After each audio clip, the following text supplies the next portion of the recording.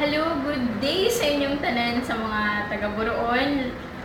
Thank you so much for visiting the SK Council website. That's www.skcouncil.blogspot.com. So, reminders lang, tanan comments ninyo sa ato ang chat box sa ubos. Ang mga ginabasa, and from time to time, we take it into consideration.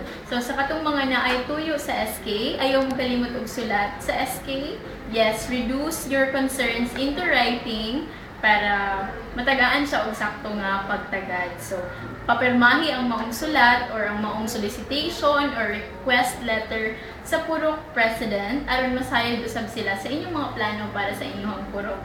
Right now, nata sa atong bagong session hall para mag-distribute og school supplies para sa atong 150 ka indigent nga pupils aged 6 to 7. So once again, thank you so much sa tanan nga mga nagabisita gayo din sa SK Council website para makakuha og updates.